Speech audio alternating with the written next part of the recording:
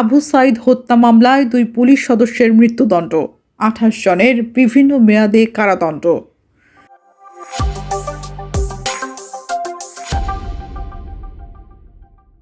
বৈষম্যবিরোধী ছাত্র আন্দোলন চলাকালে রংপুরের বেগম রোকেয়া বিশ্ববিদ্যালয়ের শিক্ষার্থী আবু সাইদ হত্যার ঘটনায় করা মানবতাবিরোধী অপরাধের মামলায় 2 আসামিকে মৃত্যুদণ্ড এবং 3 জনের যাবজ্জীবন কারাদণ্ড দেয়া হয়েছে।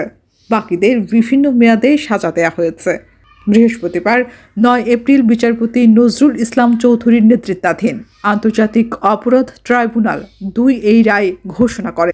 গত 5 মার্চ রায় ঘোষণার জন্য এই দিন ঠিক করেছিলেন ট্রাইব্যুনাল। প্রসিকিউশন, রাষ্ট্রপক্ষ ও আসামিপক্ষের যুক্তিতর্ক শেষ হলে গত 27 জানুয়ারি মামলাটির রায় ঘোষণার জন্য অপেক্ষমাণ রাখা হয়।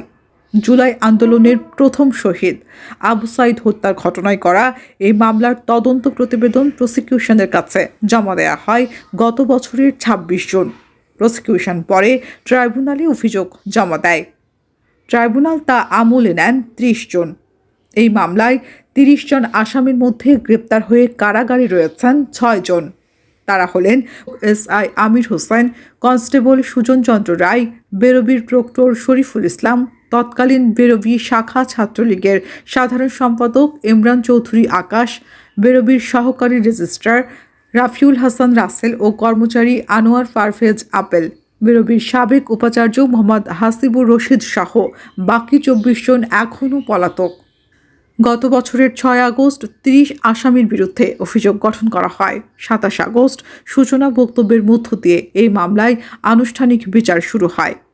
পলাতক আসামিদের পক্ষে গত বছরের 22 জুলাই সরকারি খরচে 4 জন আইনজীবী নিয়োগ দেন ট্রাইব্যুনাল। বৈষম্যবিরোধী ছাত্র আন্দোলনে 2024 সালের 16 জুলাই আবু সাইদ নিহত হন। এই হত্যাকাণ্ডের পর আন্দোলন তীব্র হতে থাকে।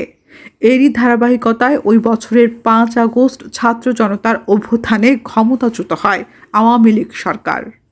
তামান্না ইমাম, রাজশাহী প্রেস, রাজশাহী।